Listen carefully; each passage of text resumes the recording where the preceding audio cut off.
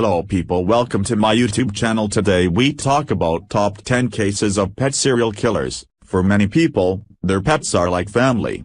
When Robert Fisher blew up his home and murdered his family, he took his dog with him. 1. People who kill pets are hated because they kill our best friends.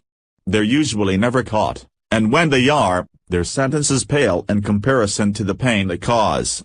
In fact, Johannes Brahms, a composer of symphonies who lived from 1833 to 1897, was only recently cleared of being a serial cat killer.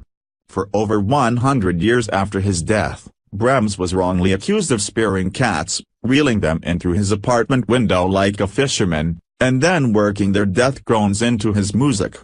Pet serial killers are a real phenomenon, and here are 10 more recent cases of tragic pet murders. No one is depressed dog killer caught in Delhi in 2016. Police in Delhi, India, arrested a serial dog killer who was caught on video feeding poison to dogs. Once the dogs ate the poison, dog killer and engineer Nakal Mishra, aged 28 at the time, brutally beat the dogs. 11 When the video first surfaced, police set up a task force to find the killer.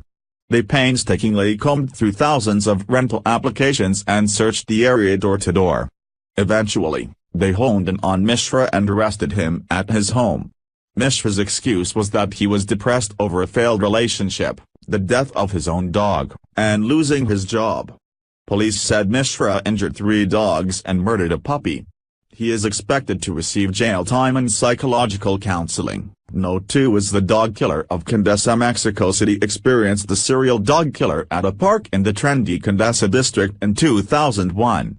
10. Within 20 minutes of walking their dogs in the park, owners said their dogs vomited, had convulsions, and then died. These dogs were like our children, said Carolyn Owen, whose dog was killed by poison at the park. In response, police blocked off the park and searched for clues while autopsies were performed on the murdered dogs. For many people on social media, the special attention given to the dog murders contrasted sharply with the perceived lack of attention given to thousands of unsolved human drug war murders. All life deserves attention, said one resident. Another dog owner thought the police needed to do more. Are they waiting until a child dies to do something? No. 3 is pet killers in England. Sussex, England, suffered a rash of pet murders in 2004.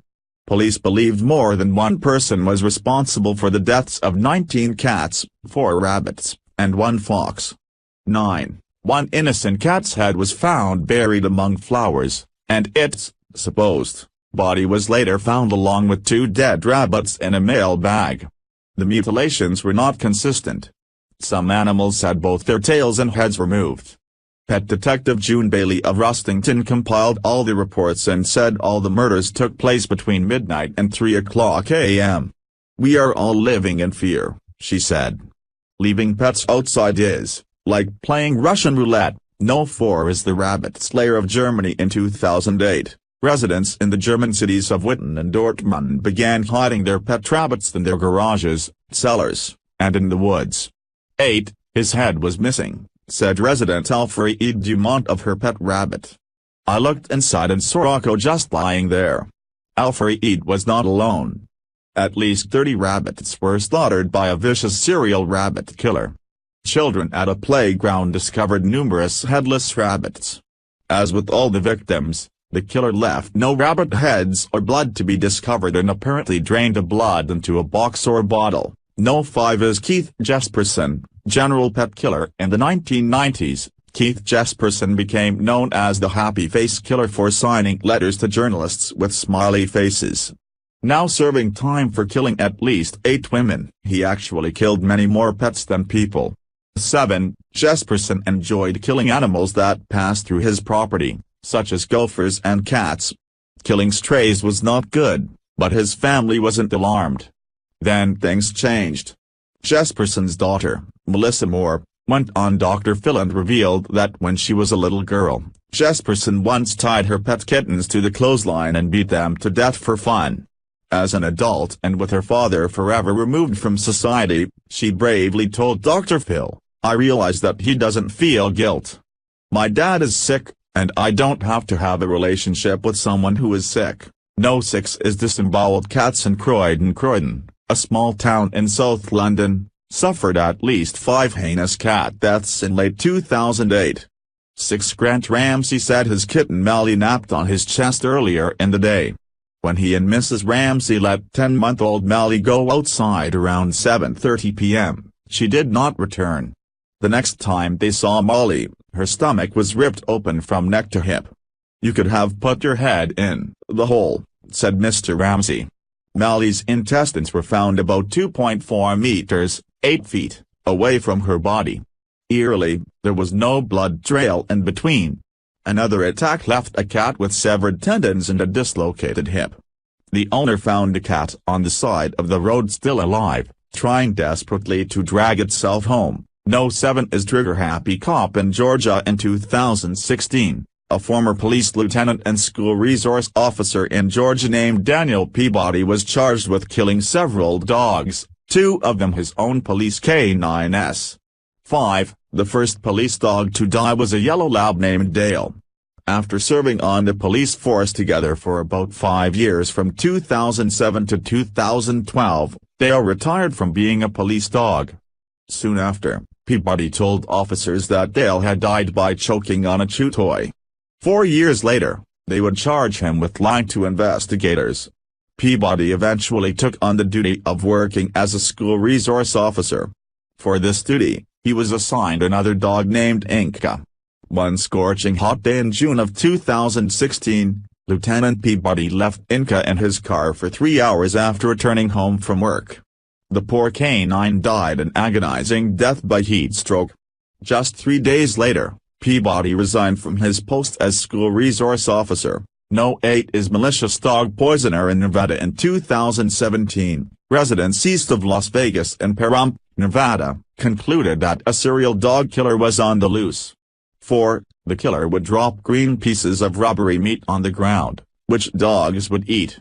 The meat had apparently been soaked in poison and resulted in the deaths of 5 pets in 1 week. One unfortunate resident suffered the deaths of 2 beloved dogs to the malicious murderer. "I can't imagine hurting someone else's family the way that we're hurting right now," said Sabrina Buckley. Residents suspect the killer may be the same serial pet killer who attacked the same neighborhood in 2015. "Animals can't fight for themselves," said Elizabeth Payton, whose dog was murdered in 2015. Speaking to the killer's obvious cowardice, she said, "Pick on someone your own size." No. 9 is cat poisonings in South Wales. In the small village of Silgeron in Wales, residents have suffered nearly 20 cat deaths. 3. The felines died from acute kidney failure.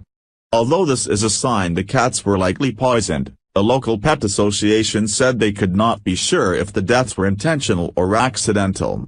All of the cat deaths have occurred within a 10-minute walking radius, and residents were asked to search their garages for poisonous substances the cats could have gotten into.